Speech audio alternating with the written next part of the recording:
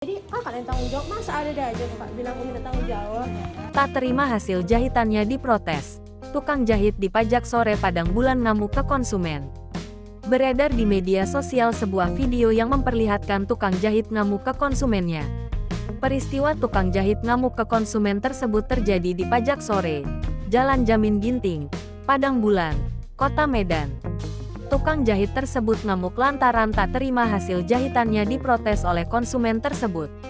Saat jahitannya diprotes, tukang jahit wanita tersebut malah ngamuk dan ngejar konsumennya. Peristiwa itu kemudian direkam oleh konsumen tersebut dan diunggah ke TikToknya @angelinyolanda, Minggu tanggal 10 Desember tahun 2023.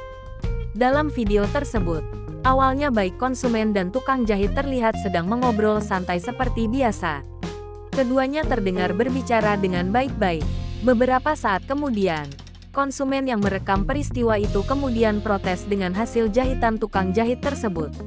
Ternyata tukang jahit tersebut salah memotong kain milik konsumen itu dan dirinya berniat meminta tanggung jawab ke tukang jahit itu. Namun tukang jahit tersebut tampak tak terima diprotes oleh konsumen. Tukang jahit tersebut malah mengatakan bahwa konsumennya itu lebay.